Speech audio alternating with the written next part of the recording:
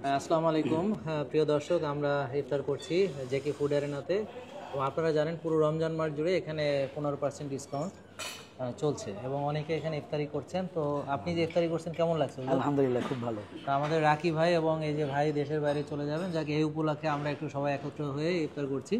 তো এখানে অনেক হেলদি অপশন আছে। এখানে আমাদের বাকুইটের পাস্তা আছে, আমাদের এখানে ওটসের হালিম আছে, হ্যাঁ, এখানে চিকেন হালিম আছে, গরুর হালিম আছে, এছাড়া কাবাব আছে, ভেজিটেবল আছে, মুরগিরও আছে, এবং আমাদের যে চিয়া সিড, ভিনেগার ইত্যাদি আমরা যেগুলো ইফতার করি। তো প্রিয় দর্শক, রাকি ভাইকে যখন পেয়েছি, আচ্ছা আপনি একটা বলছিলেন কারোর উপর যদি জাদুর প্রভাব থাকে, জি, তাহলে কিছু আয়াত আছে, এটা যদি সে তেলাওয়াত করে নিয়মটা এবং আয়াতগুলো যদি একটু বলতেন। আচ্ছা। তো মানে কেউ যদি ধারণা করে যে তার উপর জাদু প্রভাব আছে কিনা এটা বুঝতে যাচ্ছে, তাহলে কোরআনে কিছু আয়াত আছে যেগুলোতে আল্লাহ তাআলা জাদু সম্পর্কে আলোচনা করছেন। এর মধ্যে যেমন হচ্ছে যে সূরা বাকারার 102 নম্বর আয়াত, এরপরে হচ্ছে যে সূরা আরাফের 116 নম্বর আয়াত থেকে নিয়ে 119 নম্বর আয়াত, এরপরে হচ্ছে যে সূরা ইউনুসের 81 নম্বর আয়াত থেকে 81 নম্বর আয়াতেও আল্লাহ তাআলা জাদুর আলোচনা করছেন। সূরা তোহার আয়াত আছে, সূরা ফালাক এবং নাস আছে। এই সমস্ত আয়াতগুলো জাদুর, কেউ যদি মনে করে আমার উপর জাদু করা হয়েছে কিনা, সে এই আয়াতগুলো একটা নির্দিষ্ট নিয়ম মেনে পড়তে হবে। আপনি যদি একটু পড়ে আমাদের শোনাইতেন এবং নিয়মগুলো বলতেন। হ্যাঁ, আমি নিয়মটা এখন বলে দিব, প্লাস হচ্ছে আমি নিজেও একটু তেলাওয়াত করে দেখাবো যে আসলে কিভাবে কাজটা করতে হয়। জি প্লিজ। তো আপনারা যারা শুনতেছেন, আমাদেরকে দেখতেছেন, তো আপনারা হচ্ছে যে প্রথমত আমি আপনাদেরকে যেভাবে নিয়তটা করব, আপনারা আমার সাথে সাথে ওইভাবে নিয়ত করে নেবেন মনে মনে ইনশাআল্লাহ। তো আপনারা এইভাবে নিয়ত করবেন যে আল্লাহ, আমার সাথে যদি কোনো ব্ল্যাক ম্যাজিকের প্রভাব থেকে থাকে, কোনো জাদুটোনা থেকে থাকে, অথবা কারো বদনজর, কুদৃষ্টি বা হিংসা, হাসাদ, জেলাসির শিকার যদি আমি হয়ে থাকি, যেগুলোর কারণে আমার শারীরিক রোগ হচ্ছে অথবা মানসিক সমস্যা হচ্ছে, তো আল্লাহ আপনি আমার সাথে থাকা সকল বদনজরগুলোকে, জাদুগুলোকে, হাসাদগুলোকে, সেহেরগুলোকে এবং জিন শয়তান এবং তাদের প্রভাবগুলোকে আপনি ধ্বংস করে দেন। এই নিয়ত করে আমরা হচ্ছে যে এটা শুনবো। তো এটা গেলো আমাদের নিয়তের বিষয়। আর এখানে দ্বিতীয় নম্বর বিষয় হলো, আপনারা যারা শুনবেন তাদের এটা শোনার ক্ষেত্রে একটা বসার পজিশনের একটা বিষয় আছে। তো আপনাকে বসতে হবে কোনো চেয়ারে অথবা সোফায়, কোনো একটা জায়গায় রিল্যাক্সে বসতে হবে, যাতে করে আপনার শরীরে কোনো প্রেশার ক্রিয়েট না হয়। তো আপনি রিল্যাক্সে বসার পরে পুরো শরীরটাকে একবারে ছেড়ে দিবেন, শরীরে কোনো শক্তি রাখা যাবে না। তো এরপরে আমরা যেটা করব, আমরা পুরো শরীরটাকে ছেড়ে দিয়ে বিসমিল্লাহ বলে চোখ বন্ধ করব। চোখ বন্ধ করার পরে আমরা হচ্ছে যে এই আয়াতগুলো পাঠ করব। তো আমি এখন হচ্ছে ওই আয়াতগুলো পড়তেছি। আপনারা যারা দেখতেছেন বা শুনতেছেন, তারা হচ্ছে যে আমি যে নিয়মগুলো বলছি এই নিয়মগুলো মেনে আপনারা শুনে দেখতে পারেন। তো এটা শোনার পরে আমি কিভাবে বুঝবো যে আমার প্রবলেম আছে কিনা? তো এর ক্ষেত্রে আমি সংক্ষিপ্ত কিছু লক্ষণ বলবো বা সিমটম বলবো।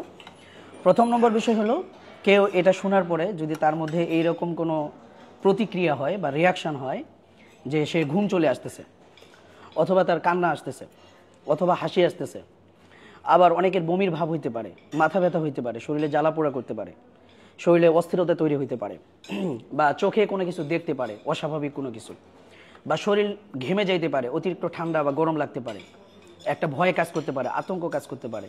তো এই ধরনের যদি কোনো রিয়াকশান হয়, তাহলে আমরা সেই রিয়াকশনগুলোকে হতে দিব, আটকায় রাখবো না। তো এই রিয়াকশনটা যদি আমরা হতে দেই, এর মানে হচ্ছে যে আমার প্রবলেমটা রিলিজ হয়ে যাচ্ছে আমার শরীর থেকে। এটা ভালো, এটা খারাপ না।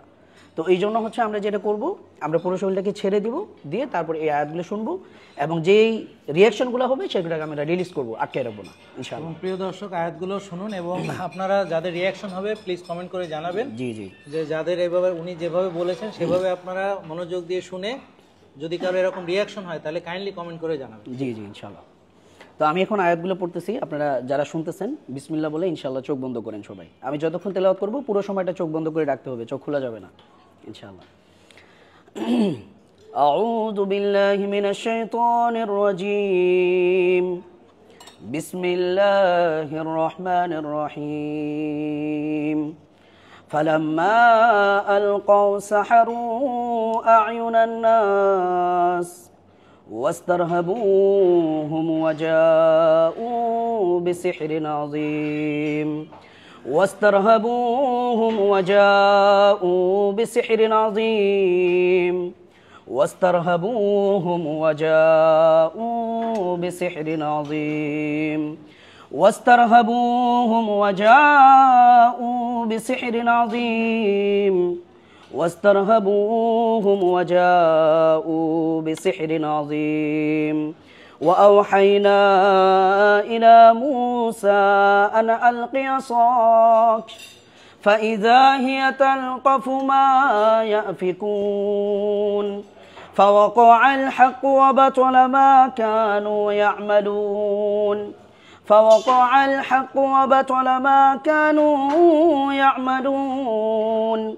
فوقع الحق وبطل ما كانوا يعملون فغلبوا هنالك وانقلبوا صاغرين وألقي السحرة ساجدين قالوا آمنا برب العالمين رب موسى وهارون أعوذ بالله من الشيطان الرجيم فلما ألقوا قال موسى ما جئتم به السحر إن الله سيبطله ما جئتم به السحر إن الله سيبطله ما جئتم به السحر إن الله سيبطله ما جئتم به السحر إن الله سيبطله ما جئتم به السحر إن الله